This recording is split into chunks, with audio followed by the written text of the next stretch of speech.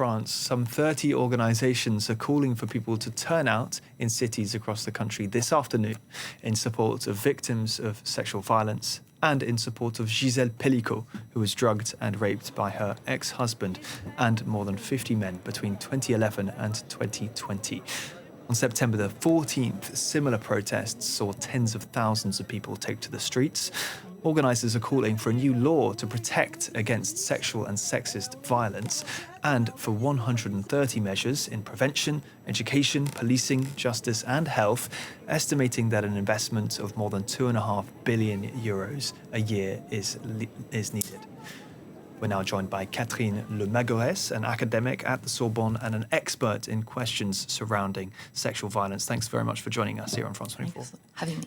So perhaps you could just start off with, for our international viewers, explaining how the law differs in France compared to some similar countries.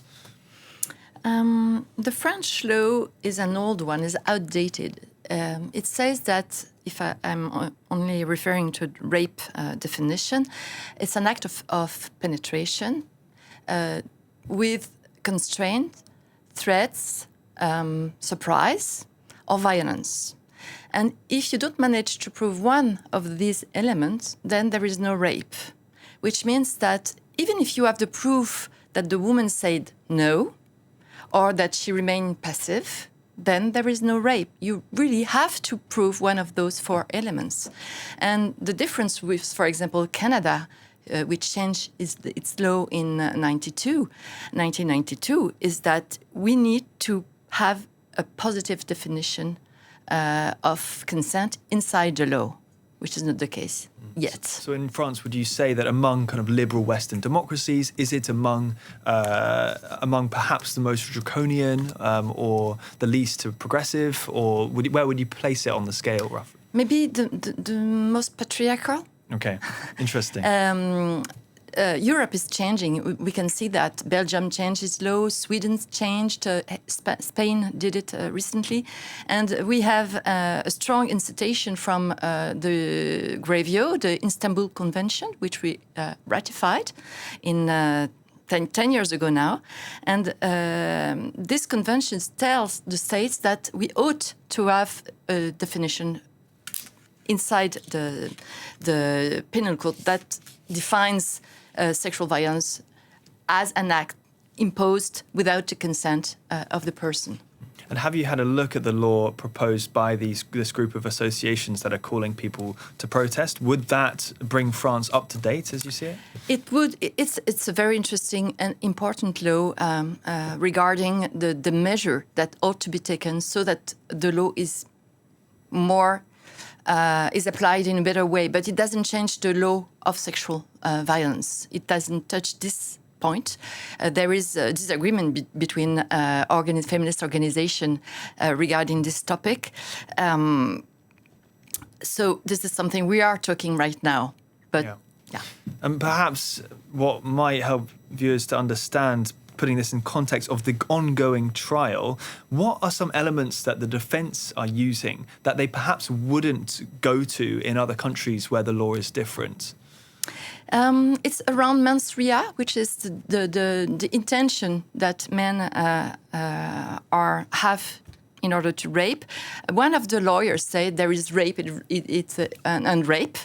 Meaning that my clients didn't have the intention to rape. They thought it was a libertine game, and they were under the sway of the husband, so they didn't choose really to rape. They didn't realize they were raping, which of course is not can be heard and is completely only a defense strategy. But if we had a positive definition of consent, it wouldn't stand because Madame Pélicot was not able to say anything because she was unconscious. So she didn't say yes. And we need to hear her yes in order to not be condemned. So this defense wouldn't be possible at all if we had this change in the definition, the French definition, French law. And if that changed, then it would follow that there would be more, logically, if we looked at what's happened with other countries, there would be more convictions based on sexual violence complaints, whereas in France, the vast majority of these cases that are brought to the justice system end up being dismissed. So is that evidence for the fact that the law needs to change, the fact that so many of these cases are thrown out? Yeah, that's what I think. I'm referring to Sweden. Since the law was passed, there was a rise of 75% of condemnation. So we hope we would be heading for that. And there is, of course, the need of more conviction. But there is also the fact that a clear law gives a clear interdit, something that is forbidden clearly, which is not the case in France. And so I hope there is also this preventive effect of the law, which we count on. And for the moment, the law doesn't play this role sufficiently. And maybe if we can just touch on politically, culturally in France, what you're saying about it being very patriarchal in terms of how its legal system treats these cases compared to other countries, that is at odds with how people abroad might see France as a progressive, revolutionary country. What is it about French politics, French culture that's meant that this change hasn't happened yet? Impunity. And the trials show, of course, it's an horrendous case, but it also shows that those men thought they could rape with impunity. And back to the states, I think they can think this way because the state doesn't play the role it should play in preventing, in protecting, in guaranteeing security for the women. We have a law fails the woman, judicial system fails the woman, political fails the woman. I mean, we are very good in words. When I say we, it's the government. Of course, when you look at the discourse, they are very clear, they're very engaged against violence against women. But when you look clearly at what is being done, well, it's very poor. For example, we had a minister who was involved in sexual violence cases, and he was nominated as interior minister. We had a justice minister who was nominated, and we knew from the beginning that he was very hostile to the Me Too movement, for example. So you have, on one side, the discourse, and the other side, the facts, and they don't match at all.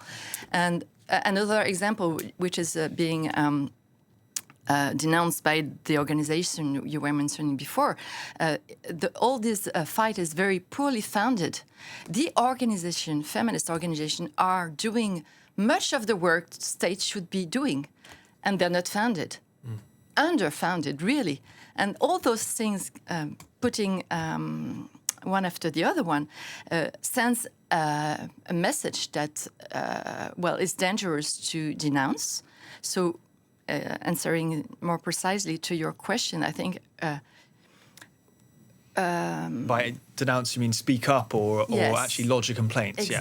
Exactly. And they don't do it because they know the perpetrator won't be convicted. It's 1% of the perpetrator who are being convicted. So, and when they do, they face hurdles during all the legal process all the time, and it takes many years, and it's very expensive, and all that shows that we as a government, we as a state are not doing the proper job we should be doing in guaranteeing women and men being victims proper